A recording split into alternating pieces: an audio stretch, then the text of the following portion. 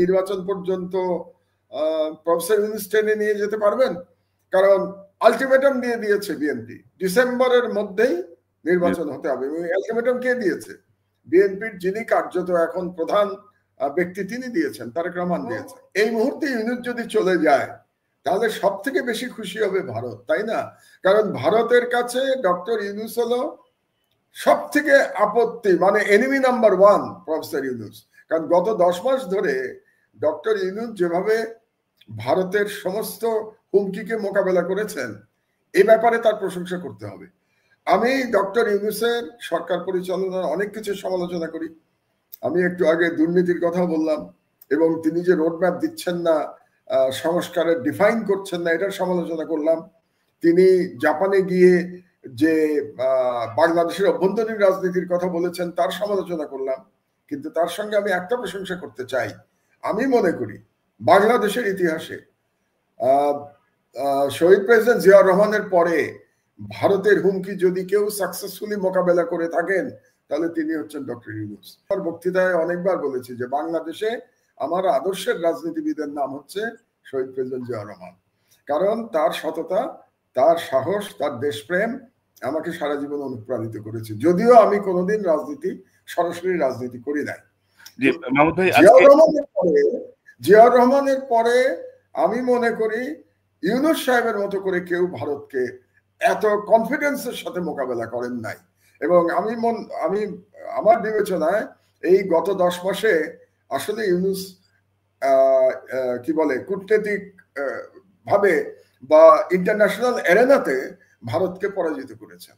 এটা আমাদের জন্য খুব গর্বের কথা। তো আমি যেটা সবসময় বলার চেষ্টা করি, যার যেটা প্রাপ্য তাকে সেটা দেওয়া উচিত। কাজে আমার আহ্বান থাকবে সব রাজনীতিবিদদের প্রতি যে তারা যেন, রাজনীতিবিদ এবং সরকার উভয়ের প্রতি আমার আহ্বান থাকবে যে আপনারা দায়িত্বশীল আচরণ করুন। যে ভারতকে আমরা পরাজিত করতে পেরেছি আমাদের মহান জুলাই বিপ্লবের মাধ্যমে, আল্লাহর ওয়াস্তে সেই ভারতীয় সাম্রাজ্যবাদকে আপনারা আবার বাংলাদেশে ডেকে নিয়ে আসবেন। যে মৌলিক সংস্কারে কোন দলের কি অবস্থান, এবং সেখানে আমরা দেখছি যে প্রধানমন্ত্রীর ক্ষমতা হ্রাসে বিএনপি আংশিক রাজি, নির্বাচন পদ্ধতি যেটি আছে সেটি বিদ্যমান, জামাত চাচ্ছে সংখ্যানুপাতিক, এনসিপিও চাচ্ছে বিদ্যমান, সংস্কার বাস্তবায়ন পদ্ধতি বিএনপি চায় পরের সংসদ করবে, জামাত চায় গণভোট এবং এনসিপি চায় গণপরিষদ।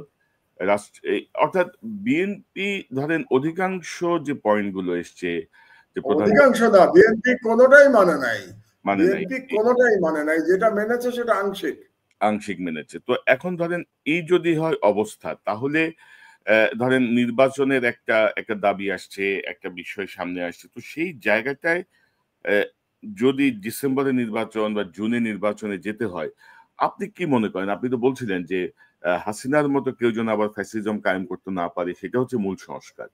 তো এখন আমরা অল্প সংস্কার, বেশি সংস্কার যাই বলি, মূল কোন পয়েন্টগুলোকে আপনি বলবেন যে এই পয়েন্টগুলোর অবশ্যই একটি সংস্কার ছাড়া নির্বাচন হওয়া উচিত হবে না? আপনি আপনার সাজেশনটা একটু নিতে চাই। আমার সাজেশন তো গ্রহণ করবে না রাষ্ট্র, কোন রাজনৈতিক দলও করবে না। বাংলাদেশে যদি আপনি ফ্যাসিবাদের উত্থান আটকাতে চান তাহলে প্রধান নির্বাহীর ক্ষমতার সাথে পার্লামেন্টের ক্ষমতার যদি একটা ব্যালেন্স না হয় আপনি ফ্যাসিবাদের উত্থান আটকাতে পারবেন না। এবং আমরা দেখেছি যে এই ওয়েস্টমিনস্টার স্টাইলের যে ডেমোক্রেসি আমরা চর্চা করছি, এই স্টাইলের ডেমোক্রেসি শেখ হাসিনার মতো ফ্যাসিবাদ আমাদেরকে উপহার দিয়েছে।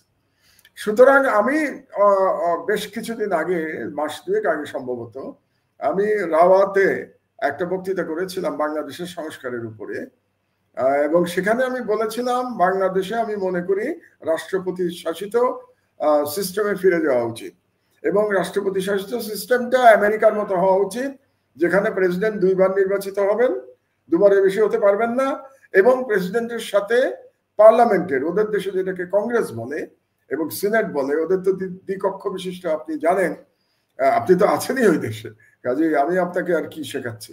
তো যেহেতু ওখানে কংগ্রেস এবং সিনেট আছে, তো কংগ্রেস সিনেটের সাথে প্রেসিডেন্টের ক্ষমতার ভারসাম্য আছে। তো বাংলাদেশেও আমি মনে করি একটা প্রেসিডেন্সিয়াল সিস্টেমে আমাদের যাওয়া উচিত, প্রাইম মিনিস্টারের পদের কোনো প্রয়োজন নাই, এবং পার্লামেন্টের সাথে সেই প্রেসিডেন্টের ক্ষমতার সরকার কিংবা বিএনপি মানবে। তো বিএনপি সবসময় যেটা বলে, তারা একেবারে ৭২-এর সংবিধানকে তাদের কাছে এখন খুব ভালো মনে হচ্ছে। কেন তারা ৭২-এর সংবিধানকে ভালো বলে? তাদের তো বলা উচিত ছিল যে আমরা শহীদ জিয়ার সংবিধানকে সাপোর্ট করি। তো শহীদ জিয়ার সংবিধান তো ৭২-এর সংবিধান ছিল না। ৭২-এর সংবিধানে তো শহীদ জিয়া অনেক কিছু পরিবর্তন করেছিলেন, এটা তো আমি একটু পরে আসছি কি কি পরিবর্তন করেছিলেন। তো ৭২-এর সংবিধানে যদি থাকতে চান আপনি, তার মানে পার্লামেন্টারি সিস্টেমে থাকবেন। সেক্ষেত্রে আমি মনে করি যে 2 টার্মের বেশি যদি আপনি প্রধানমন্ত্রীর সিস্টেম রাখেন, তাহলে আবারও বাংলাদেশে ফ্যাসিবাদ ফিরে আসার আশঙ্কা থাকবে। কাজে আমি বাংলাদেশের একজন প্রবীণ নাগরিক হিসেবে আমার প্রত্যাশা হচ্ছে যে অবশ্যই এখানে ছাড় দেওয়ার কোনো সুযোগ নাই। 2 টার্মের বেশি বাংলাদেশের প্রধানমন্ত্রী থাকতে পারবে না। মিনিমাম এটাতে ঐক্যমত হতে হবে। আর এটাতে যদি ঐক্যমত না হয়, তাহলে নির্বাচন যতই করেন না কেন অন্য কোনো সংস্কারের কোনো ভ্যালু আমার কাছে নাই। আর যদি আরো এখানে প্রশ্ন আছে যে ঠিক আছে বিএনপি এখন মানলো, মেনে তারপরে সে ক্ষমতায় গিয়ে এই সংস্কার প্রস্তাব ছুঁড়ে ফেলে দিল, তখন আপনি কি করবেন? কিভাবে আটকাবেন সেটাকে? কারণ আমরা তো ধরে নিচ্ছি যে আগামী নির্বাচনে বিএনপি জয়লাভ করবে। এখন পর্যন্ত তাই মনে হচ্ছে, কোনো অল্টারনেটিভ তো আমার চোখে পড়ছে না।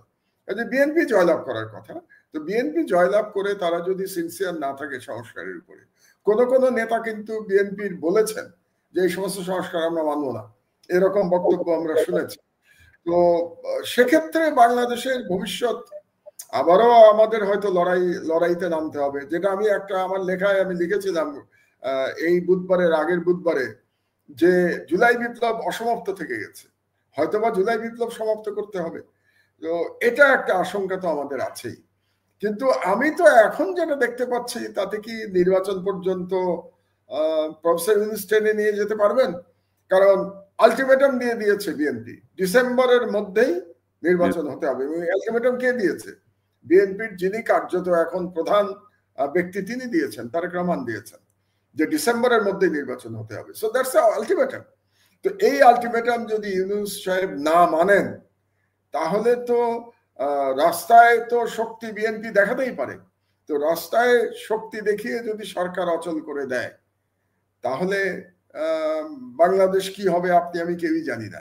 সুতরাং আমার মনে হচ্ছে যে আগামী অন্তত 2 মাস বাংলাদেশের জন্য খুব গুরুত্বপূর্ণ, খুবই অনিশ্চয়তা বিরাজ করছে। এবং এই 2 মাস পরে আমরা বুঝতে পারবো যে আসলে কি আমরা একটা গণতান্ত্রিক ট্রানজিশন হবে, নাকি আবার আমরা অনিশ্চয়তার মধ্যে যাব, আবার কেওস শুরু হবে। আরেকটি কথা আমি বলতে চাই, শহীদ জিয়ার প্রসঙ্গ যেহেতু এসছে আমাদের, এবং আমি বলছিলাম যে ৭২-এর সংবিধান আর শহীদ জিয়ার সংবিধানের মধ্যে পার্থক্যটা আমি একটু বলবো। 1 নম্বর হচ্ছে যে ৭২-এর সংবিধান বলে তো কিছু নাই, সংবিধান বলে তার এই সংবিধানকে শেখ মুজিবুর রহমানই ধ্বংস করে গেছিলেন, কারণ তিনি বাকশাল কায়েম করেছিলেন, একদলীয় রাষ্ট্র ব্যবস্থা। তো জিয়া রহমান সাহেব এসে আবার গণতন্ত্র ফিরিয়ে এনেছিলেন। তার থেকে একটা বড় ফান্ডামেন্টাল চেঞ্জ করেছিলেন জিয়াউর রহমান। তিনি আমাদের সংবিধানে বিসমিল্লাহির রহমানির রহিম নিয়ে এসেছিলেন। তিনি আমাদের সংবিধানে আল্লাহর প্রতি পূর্ণ আস্থা এবং ঈমান নিয়ে এসেছিলেন। এবং তিনি আরেকটি পরিবর্তন করেছিলেন, সংবিধানে তিনি লিখেছিলেন যে মুসলিম উম্মার সাথে সম্পর্ক উন্নত করাটা হবে আমাদের সংবিধানের ওয়ান অফ দ্য, মানে যেটাকে বলি আমরা নীতি, ওয়ান অফ দ্য ক্লজ ছিল এটা আমাদের নীতি। তাহলে এই যে বাংলাদেশে সংখ্যাগরিষ্ঠ জনগোষ্ঠী, 90% জনগোষ্ঠীর যে ধর্মীয় চিন্তা চেতনা ঐতিহ্য, এটাকে তিনি ফিরিয়ে নিয়ে এসেছিলেন তার সংবিধানে জিয়াউর রহমান সাহেব। তো এখন আমার কাছে খুব অবাক লাগে যখন আমি দেখতে পাই বিএনপির কোনো নেতার বক্তব্যের মধ্যে আমি শেখ হাসিনার বয়ানের রিপিটেশন দেখতে পাই। এবং সেই বয়ানটা কি, যে বাংলাদেশে এক ধরনের সেকুলার কথাবার্তা দেখতে পাই তারা বলেন, এবং ইন্ডিয়ান বয়ানের সাথে মিলে যায় বিএনপির কোনো নেতার বয়ান। তারা বাংলাদেশে আবার মৌলবাদের জুজুর কথা বলেন, বাংলাদেশে জঙ্গিবাদের কথা বলেন। তার মানেটা হলো যে সময়, মানে আওয়ামী লীগের সময় 16 বছরে যে ইসলাম বিদ্বেষের যে একটা পটভূমি ছিল, এবং লড়াইটা ছিল মুসলমানদের বিরুদ্ধে, ভারতীয় যে লড়াইটা চাপিয়ে দিয়েছিল দুর্ভাগ্যজনকভাবে যেই দল জিয়া রহমান সাহেব সৃষ্টি করেছিলেন, যেই দলের যিনি আমাদের সংবিধানে বিসমিল্লাহির রহমানির রহিম নিয়ে এসেছিলেন, সেই দল আজকে ভারতীয় ইসলাম বিদ্বেষী বয়ানের কথা বলছে। তো এটা একটা, আমি মনে করি এটা একটা মেরুকরণ হচ্ছে, নতুন ধরনের মেরুকরণের দিকে আমরা বোধহয় যাচ্ছি। এবং এই মেরুকরণ আমরা মিডিয়াতেও দেখতে পাচ্ছি, মানে বিএনপি সমর্থক মিডিয়াতেও আমরা এই ধরনের মেরুকরণ দেখতে পাচ্ছি। এখন মাহমুদ ভাই, যে ধরেন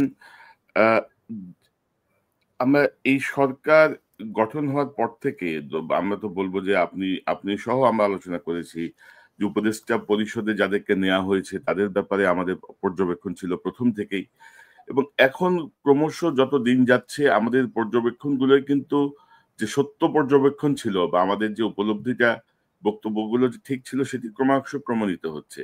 এবং আপনি যদি দেখেন যে 10 মাসে আপনি যদি প্রথমেই বলছিলেন জুডিশিয়ারির তেমন কোনো পরিবর্তনই হয় নাই, মানে কয়েকজন বিচারপতিকে মানে অবসর দেওয়া ছাড়া যে কার্যকর যে পরিবর্তনগুলো এগুলো কিছুই হয় নাই। সবাই সবার মতো বহাল এবং সবাই সবার মতো কাজ করে যাচ্ছে, উচ্চ আদালত থেকে নিম্ন আদালত পর্যন্ত।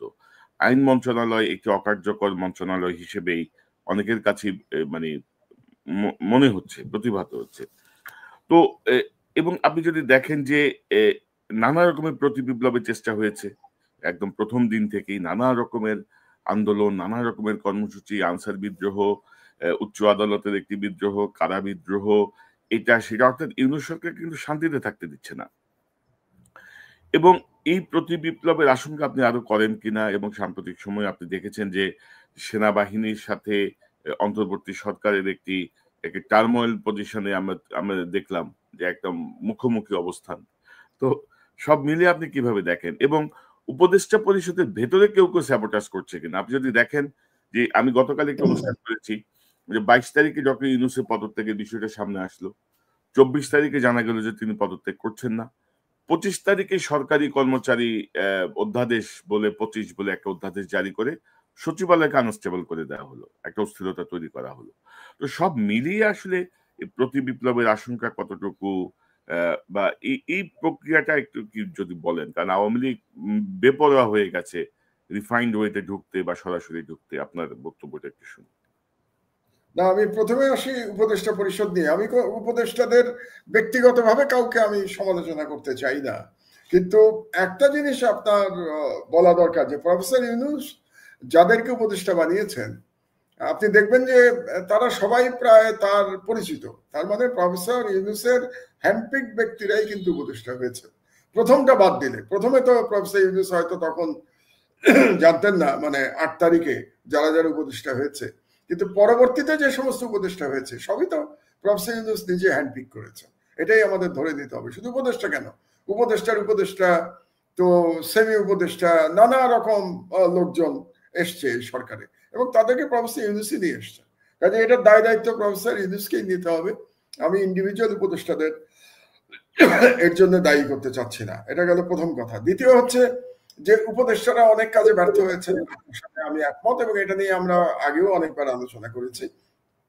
কিন্তু সরকারের বর্তমানে যে অবস্থা, সেখানে উপদেষ্টা মন্ডলীর পরিবর্তন করার আর সময় আছে বলে আমি মনে করি না। সেই পরিস্থিতি এখন নাই, এবং উপদেষ্টা মন্ডলী পরিবর্তন করে প্রফেসর ইউনূস এটাকে সামাল দিতে পারবেন বর্তমান পরিস্থিতি, সেটাও আমার কাছে মনে হচ্ছে না। কারণ একটা সরকার টিকে থাকে দুটো ফোর্সের মাধ্যমে, এটা বুঝতে হবে আমাদেরকে। প্রফেসর ইউনূস রাজনীতিবিদ নন, এই জন্য হয়তো তিনি ব্যাপারটা বুঝতে পারছেন না। একটা হলো যে স্ট্রিট পাওয়ার, মানে যে দলটি ক্ষমতায় আছে তার স্ট্রিট পাওয়ার আছে কিনা। আর দ্বিতীয়টা হলো যে মিলিটারি তাকে কতটা, মানে মিলিটারি তো একটা ইনস্টিটিউশন, বাংলাদেশে ইনস্টিটিউশন হিসেবে মিলিটারি তাকে কতটা সাপোর্ট করছে। তো এই মুহূর্তে আমরা যদি প্রফেসর ইউনূসের সরকারের দিকে তাকাই, প্রফেসর ইউনূস কিন্তু এই মুহূর্তেও বাংলাদেশের সব থেকে জনপ্রিয় ব্যক্তি। আমি আপনাকে নিশ্চিতভাবে বলে দিতে পারি, যদি প্রেসিডেন্সিয়াল ইলেকশন হয় এবং প্রফেসর ইউনূস যদি ইলেকশনে দাঁড়ান, আমি মোটামুটি নিশ্চিত যে তিনি ইলেকশনে জিতবেন। এটা ব্যক্তি ইউনূস, কিন্তু ইউনূস সাহেবের সরকার তো জনপ্রিয় না। তিনি ব্যক্তি হিসেবে জনপ্রিয়। এটা গেল একটা। আর দ্বিতীয় হচ্ছে যে প্রফেসর ইউনূসের কোনো স্ট্রিট পাওয়ার নাই। স্ট্রিট পাওয়ার বিএনপির হাতে, স্ট্রিট পাওয়ার জামাতের হাতে। আর উনি যেটা আশা করেছিলেন যে ছাত্রদের হাতে স্ট্রিট পাওয়ার থাকবে, সেটা এখন আর নাই। এই 10 মাসে ক্ষয়িষ্ণু হয়ে গেছে ছাত্ররা, বিভিন্ন কারণে হয়েছে। এটা নিয়ে আমি ডিটেলস আলোচনা করতে চাচ্ছি না, আমাদের শো অনেক লম্বা হয়ে যাবে এটা নিয়ে আলোচনা করতে। বাট বাস্তবতা হলো ছাত্রদের হাতে এখন আর কোনো স্ট্রিট পাওয়ার নাই।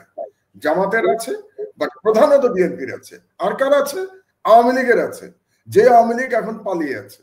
তো এখন যদি বিএনপি মাঠে নামে প্রফেসর ইউনূসের বিরুদ্ধে, তাহলে বিএনপির সাথে কিন্তু আওয়ামী লীগের নেতা কর্মীরাও মাঠে নেমে যাবে। এটা সম্পর্কে আপনি নিশ্চিন্ত থাকেন। এমনকি ভারত থেকে নির্দেশ চলে আসবে আওয়ামী লীগের প্রতি যে তোমরা ইউনূস বিরোধী আন্দোলনে মাঠে নাও। তার মানে পুরো স্ট্রিট পাওয়ারটা সরকারের বিরুদ্ধে চলে যাবে, ইউনূস সাহেবের বিরুদ্ধে চলে যাবে। ওদিকে সেনাবাহিনীর সাথেও তার দূরত্ব তৈরি হয়েছে। কি কারণে তৈরি হলো সেটা নিয়ে আমরা সেনা প্রধানের যে লাস্ট বক্তব্য নিয়ে অনেক বিতর্ক তৈরি হয়েছে। এটা নিয়ে হয়তো আমরা আলাদা আলোচনা করতে পারি এরপরে।